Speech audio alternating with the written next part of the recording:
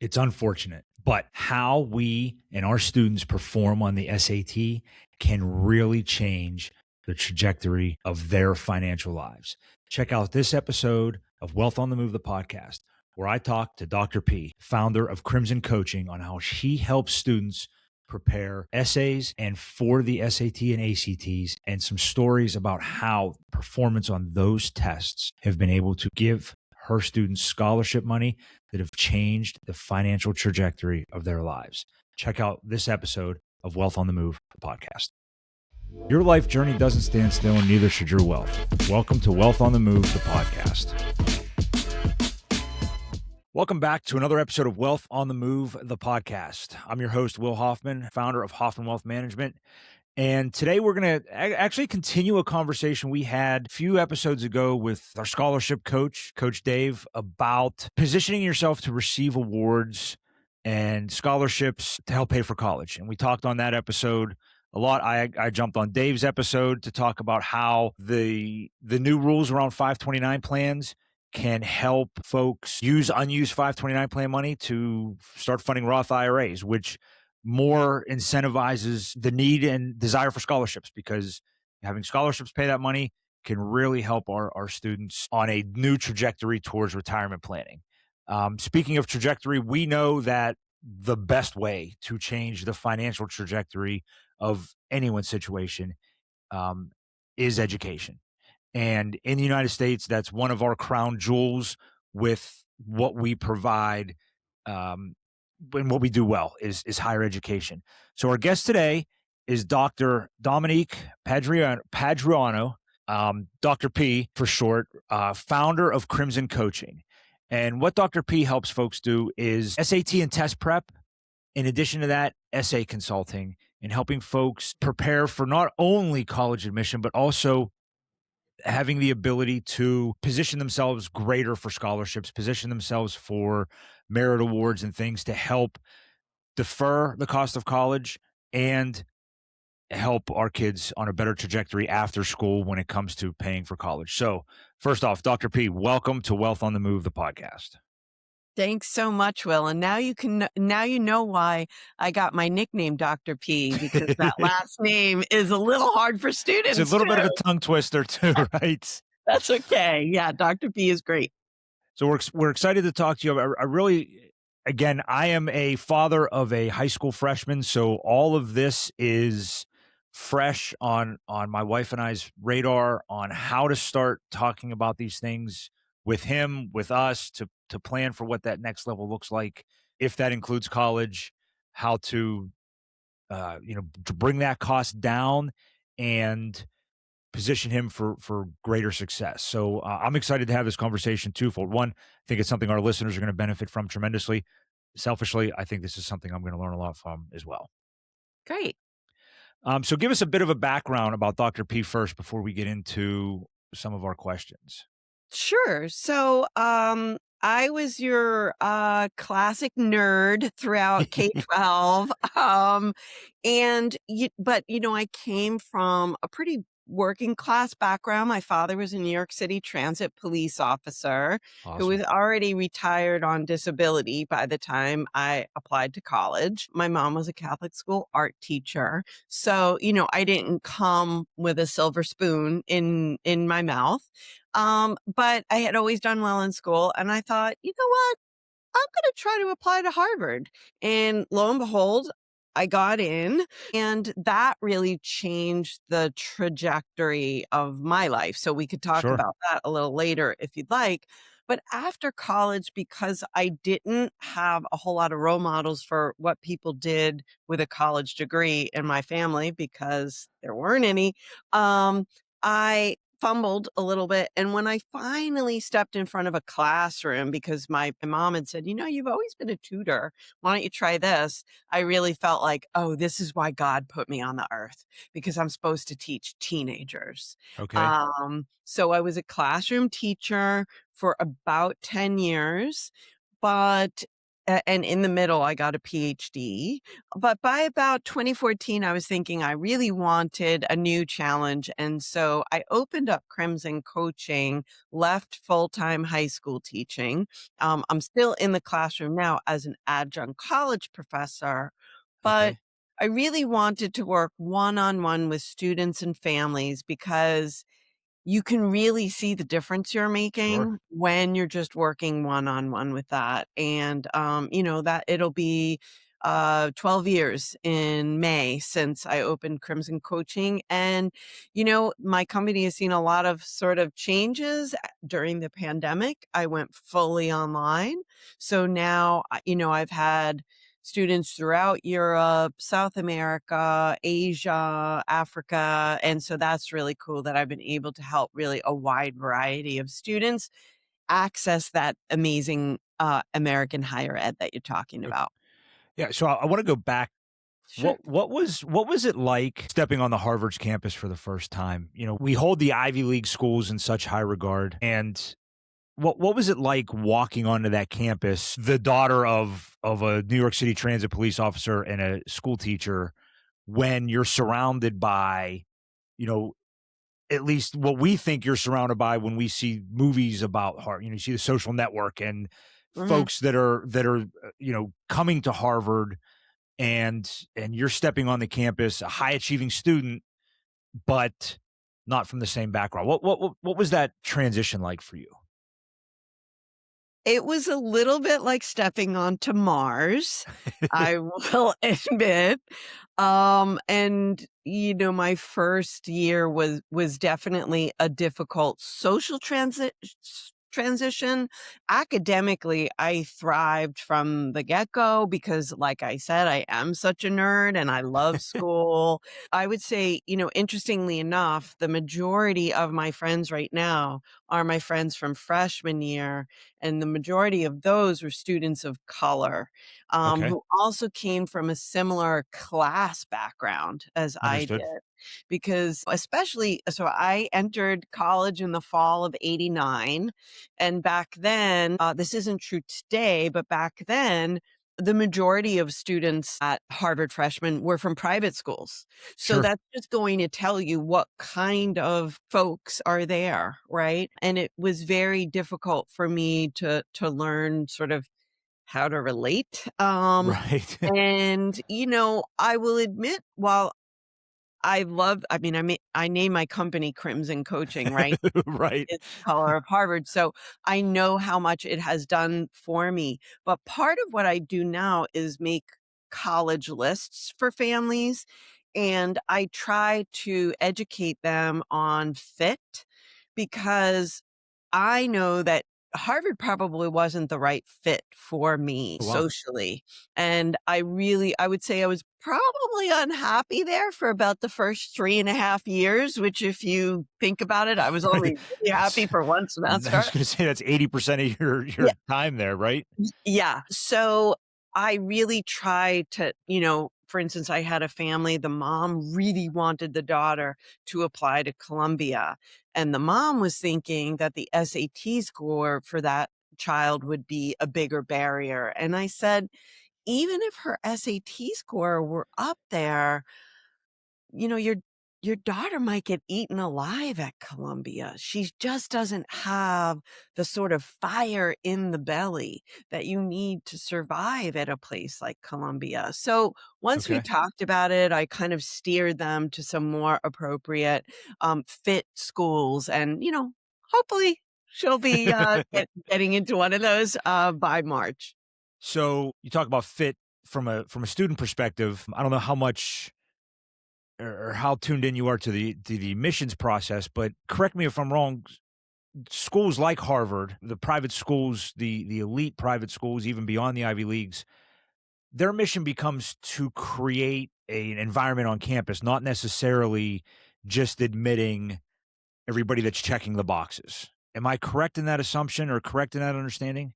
Right, because every year you'll hear such and such valedictorian got rejected, such Right. and such kid with an perfect SAT score got rejected. So it's not just about checking those academic boxes, it's also trying to create an environment of diversity, although that is much more difficult now after a Supreme Court decision where they can't ask about racial diversity. But it's also about, academic Right. diversity, extracurricular diversity, right? We don't want to have only kids who sing a cappella, right? We want a few who sing a cappella, Right. who can play football, a few who can row crew, right? That Okay. kind of thing. Yeah. So certainly, when students, I mean, I know you and I here are mainly here to talk about the financial fit Right. for families, but I also want families to understand that if your child does get rejected from their dream school,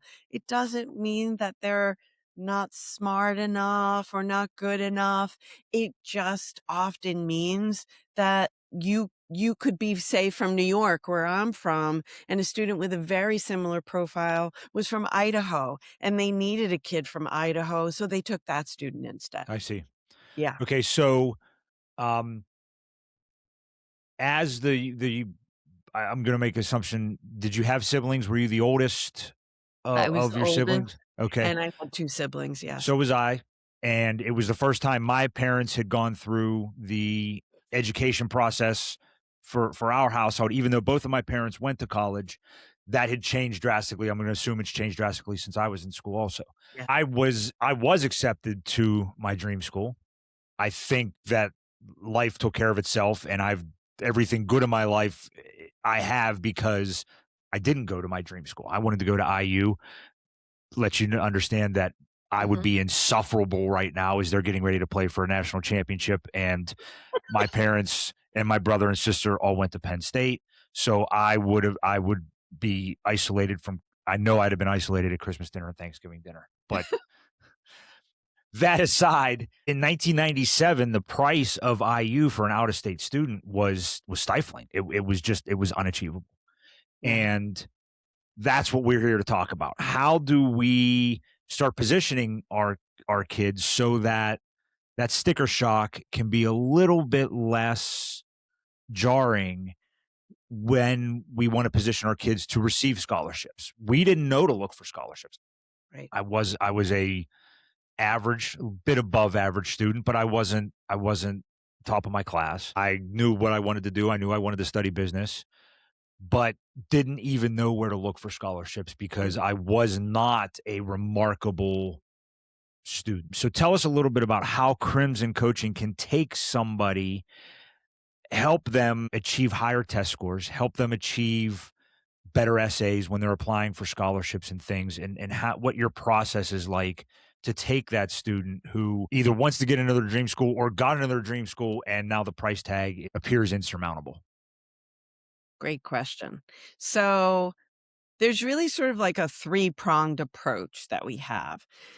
The first is, believe it or not, your grades in school and on things like AP exams. Because back in 2023, the National Association of College Admissions Counselors, known as NACAC for short, Okay. surveyed their members and they ranked grades in college prep classes like APs as the Okay. number one criterion for getting into college. So, you want to do really well in those. And sometimes students come, for instance, I'll be starting work with this young lady in AP US history, which I used to teach on how to write really strong essays for AP US history. So for her Um, actual classwork. for her actual Okay. classwork, right.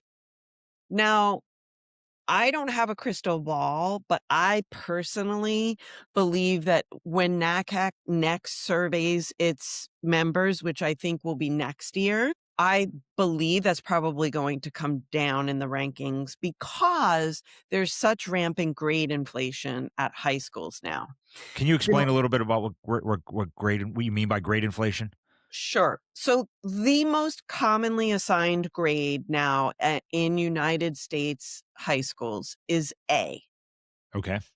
So if students are getting A more frequently than any other grade, that A begins to be a little meaningless. And I know that this Okay. is going to come as not great news to many parents who like to say, I have an A I'm a student. straight A student, right? Right, and a lot of students wind up with 4.0 or even higher on their GPA, so this makes ascertaining gradations among the A's very difficult for college Sure. admissions counselors, See, and that I am gonna have you talk to my parents, though, and tell them I was not a bad student, I was just in school at the wrong time, okay? Yes, yes, I was way before my time. Go ahead, I'm yes, sorry, I didn't mean to interrupt, I just sure. wanted to Yeah. So this is where my second prong of college planning comes in, and that's the SAT or the ACT. Okay, Because these are nationally, actually globally administered exams that are the same everywhere, right? right, And so while your listeners may be familiar with the fact that during the pandemic, most schools in the US went test optional right, because students couldn't access the test because the centers were closed. right, Now they're all open and increasingly especially the most highly selective schools now require them. okay, There are still a whole host of schools that don't require them, but to your point about scholarships, what oftentimes perhaps some guidance counselors and schools don't mention is the fact that you can't qualify for some of those merit scholarships unless you submit an ACT or SAT score. okay. So, You while we're talking about the ACTs or SATs, does it matter which you take? Do you need to take both? If you're a certain kind of student, does it benefit you to take one versus the other? Great question. And no, there used to be a much bigger difference between the two, Okay, but both of them have recently, since 2023, have been revamped pretty okay, substantially. And so they're actually pretty similar now. okay. Yeah. They score them a little different because, the SATs were used to a 1,600 score and ACT's 35, am I correct? 36 is the highest. 36, okay, Yep, and I mean, if your listeners can contact me if they wanna okay, go further into, well, I have a student who's like this, but I always say my generic rule of thumb, especially because they're much more similar now than they used to be, is to take a practice ACT, take a practice SAT, first see where your percentile was higher, and okay, if the same, which usually they are for most students, is to just say, well, which test felt easier? Which one did okay, I have an easier time sitting through and prepare for that one? Some students do prepare for both. I don't recommend that, and I okay, always counsel if my students want to, don't prepare for both at the same time. Do the planning for one, take a couple of tests of that one, and then do the planning for the other because they're different enough that, especially in the math, what you need to know for the math, that you don't want to start forgetting your SAT math when you're taking the ACT I and vice. understand, okay. Yeah. And when we talked before, you had indicated that SATs aren't always a necessity. There was a barometer you said that if the school admits, can you talk about that a little bit and Sure. if they're necessary or what you should be concerned with? That's right. So, you know, I had mentioned the most highly selective schools Mhm. are requiring them now. So if you think that you want to go to a school that accepts fewer than 20% of students who apply, you should definitely take and study for the SAT or ACT and Okay, try to get as high a score as you can because okay, those are very, very selective schools.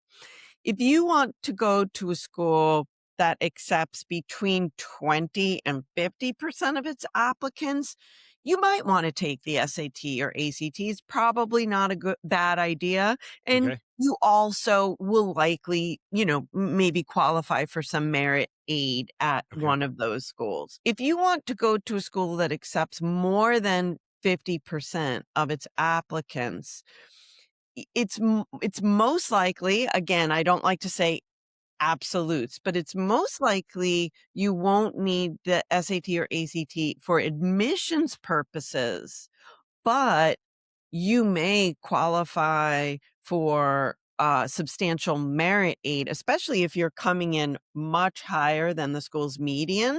I see. You could potentially get a full ride if you have a high SAT score and you're applying to a school that accepts more than 50% of its Right, students. because even those schools that are less selective are still trying to build the best That's right. incoming class, the best potential alumni, the best scenario for all of their students on campus, and if you can help elevate that campus environment, they'll be excited to offer discounts, give you merit aid, offer full scholarships to do so. That's right. And in addition, you might qualify for its honors college or a special cohort of freshmen where often you get first dibs at classes at Okay, registration. You often, you might live in your own dorm with all of the other people in your cohort. You go through multiple classes with that cohort. There are often special internships for that honors college cohort. So there are lots of other benefits to kind of, and I hate to put it this way, but sort of shooting below your weight, sure. because if you're helping elevate that campus, the college really wants you, and they'll also provide even a lot more than just money. Now, is this advice that guidance counselors provide to kids in school? I mean, this is especially that last instance where, yeah, it'd be great to go to Harvard, and I'm sure that Harvard could change the trajectory of a lot of people's lives. Yes. But if you go to, big state U and qualify for their honors colleges, you're getting access to things that you probably would not get access to at Harvard. And Right. you are amongst the leaders on campus, both from a student perspective and a faculty perspective. Yeah. I think of my youngest son he's 7, so please don't think I'm this delusional dad here, but he loves to play lacrosse. So we have I didn't know anything about lacrosse. We're starting to learn about lacrosse. We travel to Northern Virginia often and went to visit Charlottesville and to Mhm. see a lacrosse match Yes. and learned about the lawn at UVA, where folks can live, where Edgar Allan Poe lived when he was at UVA. Yeah. And that environment, it may not be the college environment that the movies portray, but it is the environment that's going to change the trajectory of kids' lives, regardless of what they're studying and their earning potential, because it's such an intense environment. Yeah. And I mean, UVA is already a great school and tough to get into, but now they're taking that. And you think about that, I wasn't participating that when I was in school because we didn't know these things. Yeah. By the way, my brother played Division I lacrosse at Lehigh, so, Oh, okay. yeah, so it's a great, sometimes violent sport. He had Yes. gnarly black and blues sometimes. Well, Um my Nolan is perfect for that. It's nice to see him take his aggression out, not on his other two brothers. That's good, that's good.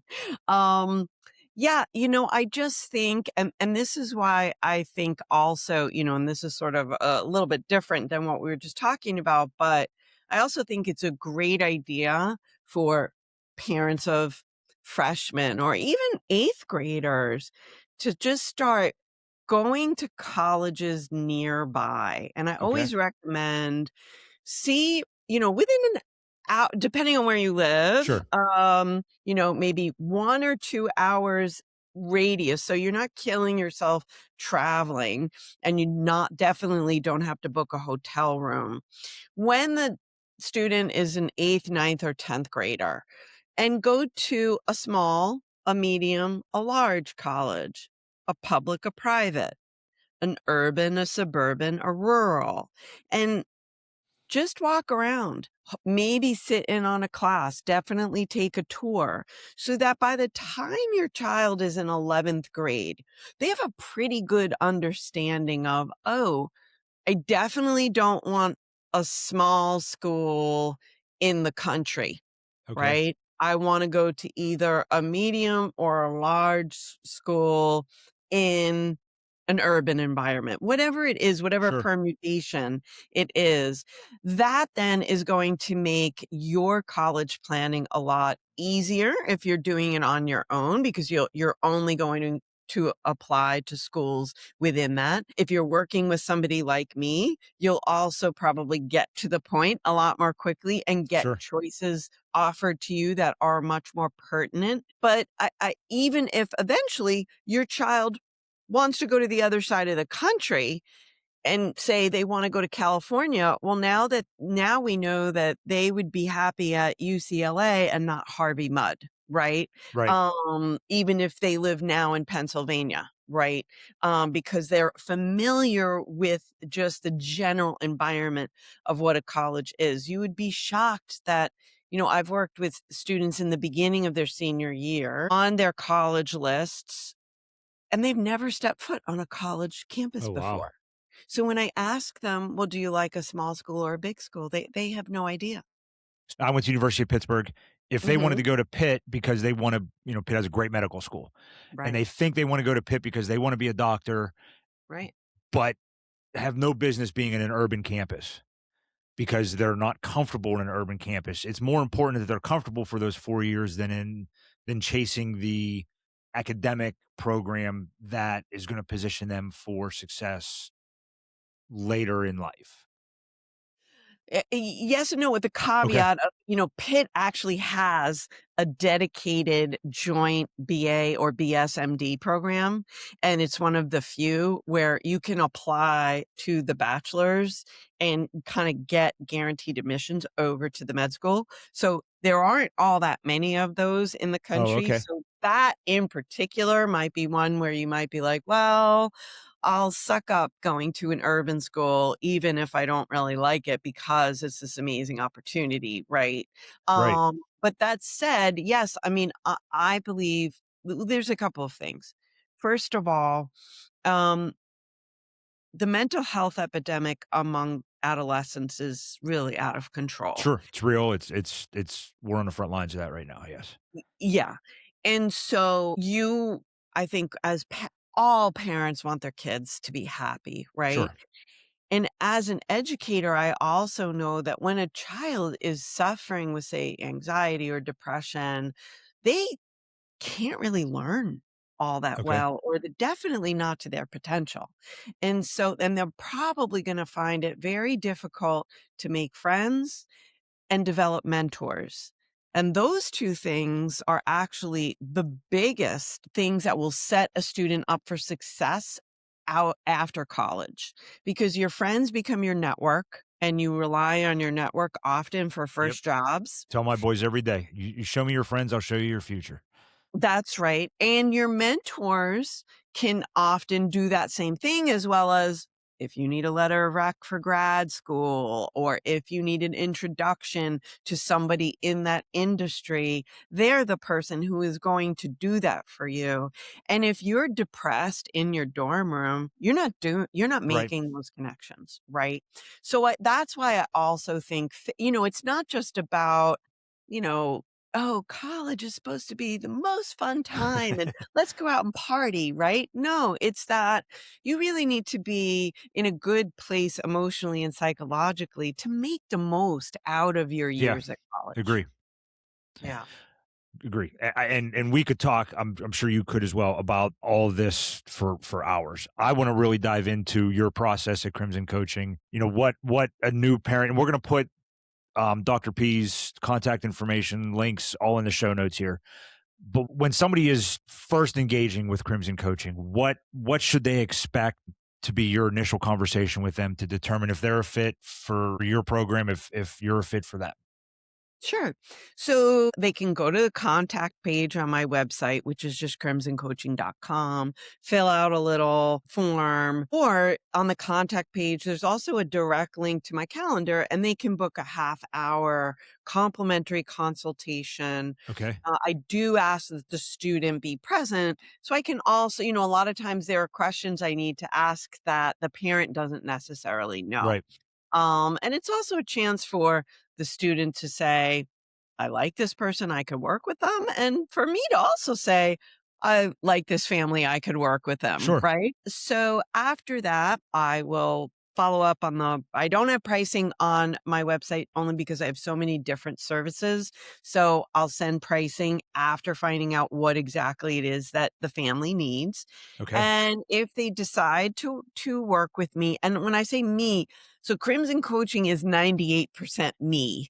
Okay. Um, I do the bulk of the test prep and academic tutoring, except for anything involving science or advanced math from pre-calc and calc. Okay. I have teachers that worked at some of New York's best high schools that I hire on an ad hoc basis if your child needs help with those subjects. The college essay and college counseling part is 100% me. Okay. So that's kind of, I would say, the difference of when you work with Crimson Coaching versus, say, Varsity Tutors or, another company. You're working with a Harvard grad who has more than 30 years experience at this point teaching. I'm Yeah. certified by the state of New York in 4 different subjects, and on and on. You can go Right. to my About page. So the other thing that you can expect is really quick communication and regular feedback. And I think parents definitely appreciate that. So I have Sure. a goal tracker, and after every session, I enter in the notes of what we did. I enter in another column what Johnny or Susie has to do for homework. And then that document is shared among me, the student, and the parent, and anybody else they Oh, want to wow. share it with. Great. That it's a Google Doc. And at any time, s- students sometimes forget to write stuff down. So they can go on that. So then and it's really a way of also me holding the student to account. Yeah. If they show up to the next session without the homework, I'll say, did you check the goal tracker? Right. And that's the other thing that parents can expect. It was put by one parent who I worked with his son on college essays and SAT is that I provide nurturing structure or structured nurturing, something like that, right? Where I hold you to high standards, but I'm going to help you to get there too. Okay. Yeah. Can you share with us an example of why a parent would, from a financial perspective? It's a wealth oriented podcast. So, a student went through your process and was able to achieve merit awards in X amount of dollars that maybe they weren't expecting. Sure. So I'll share 2 different kinds of students and 2 Okay. different kinds of results. So one student came to me for sort of the classic, 10 session essay coaching package. And we worked on all of his essays together. He wound up getting a full ride to St. Joseph's University in Pennsylvania. Okay.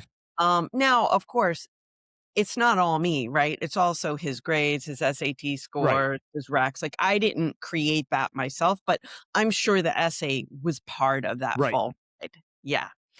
Another student So that came. full ride totals what's tuition at St. Joe's? Well, this was a little while ago, but I at that point my essay package was only $2,000, and at that point tuition was 60,000 a year. Okay. So So for it's a 4 years, like $240,000 um return on a return $2,000. on investment that he doesn't have to go into debt for, and he graduates regardless of the degree at a significant financial advantage versus having student loans or having to work and take 4 years into 6 or something. Okay. That's right.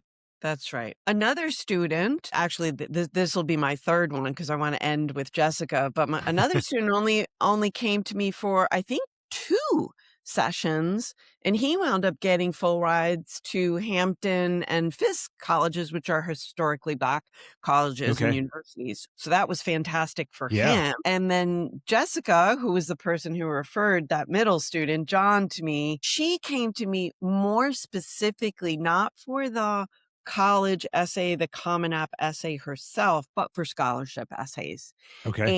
And she wound up earning $30,000 for her freshman year with scholarships that she applied to outside of her university, with my help. So that was Right. really amazing too. So those are And the scholarships that Coach Dave talks about exactly. um on his podcast. He starts every podcast with 3 or 4 different companies or opportunities that are offering scholarships that can amount to a huge benefit.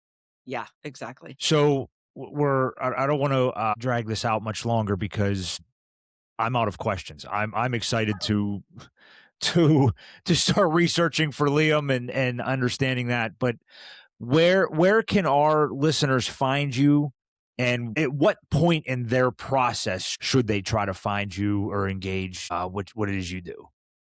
That's a great question. You can find me at my website, crimsoncoaching.com.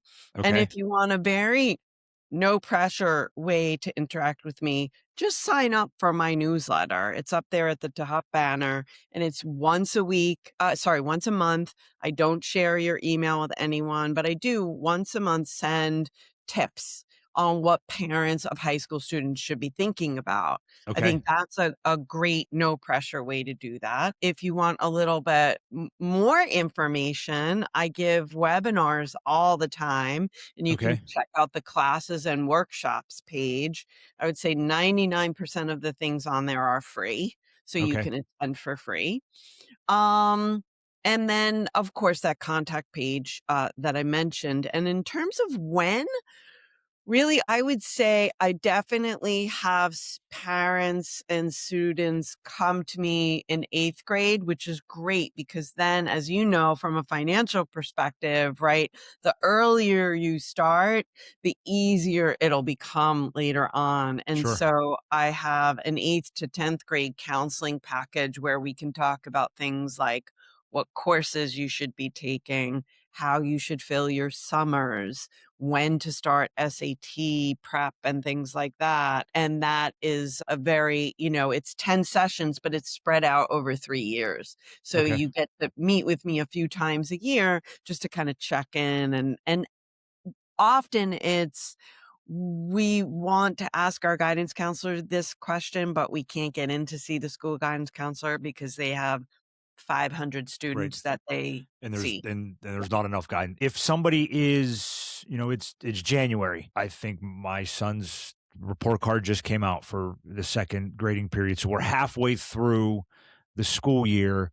If somebody is a senior and behind Mm. in the process, what steps should they immediately be thinking of or taking? That's that's another great. You're really good at this, Will. In questions. Um, so don't despair, first of all. If you're a Sure. senior and you haven't even applied to one college yet, don't despair. And you want to go to college in the fall, there's still many colleges out there that are accepting applications. Okay. Okay. The other thing is, if you're a senior and the reason you haven't applied to college yet is because you're not sure you want to go to college and you think you might want to take a gap year, that's another thing I would recommend making an appointment with me. We can talk about because often it's easier to apply to college while you're in high school because you have all the institutional support then rather than taking your gap year, being away from school for a year and not. So apply now, defer for entrance for a year Oh, and okay. then take your gap year. Yeah. Okay. And the last question, the last scenario that I think about are kids that are in school, in college, and maybe not happy with the decision that they made, the school that they chose, the major that Mm, they've picked, and they're looking at a transfer potential. Is that something that, and they didn't engage a coach or do any of mhm, this the first time around? What steps should they take at this point? Because they're, going back after their first semester, or maybe they're at right. home because they didn't want to go back because they didn't like it. Uh, that's actually I actually worked a couple years ago with a student I had worked with a couple of years before that because she had a big medical crisis and had to withdraw because of a medical reason. And so, but she also wasn't happy at her first choice. So Okay. we wound up doing a whole new round of applications. And now she is, I'm happy to report, really happy where Excellent. she's at. So yeah, I mean, transfer applications, they can be tricky, especially like this person didn't she kind of failed all of her Oof. initial courses. So that can be tricky. So that's when really somebody like me can kind of help you kind of maneuver of, okay, we want to downplay this and we have to address these failures. Here's how to spin this. And you're not going to lie, of course, but Sure. here's how to write your essay to make you stand out in the best possible light. Okay. Yeah. Awesome. Well, I have learned a ton in this episode. Hopefully, our listeners have as well. How can they get in touch with you? How can they follow whatever content you're putting out so that they can engage and put their kids on the right trajectory or the best trajectory for them? Sure. So again, crimsoncoaching.com/contact as the best way to contact me. And Okay. then crimsoncoaching.com/newsletter if you'd like more of these pearly bits of wisdom delivered to your inbox. Awesome. Well, thank you so much. Again, all of that will be in the show notes. If you need to, if you have any questions or want to reach out to us, hoffmanwealth.com is the best way to do that. I'm very active on LinkedIn. So find me, connect with me. Let's have a conversation. Hopefully you learned a ton from this. Tune in next time. And as we always say, keep your wealth moving.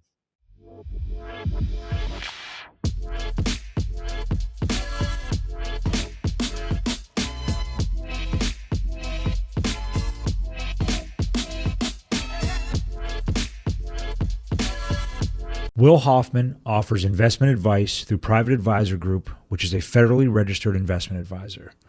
The opinions voiced in this podcast are for general information only and are not intended to provide specific advice or recommendations for any individual.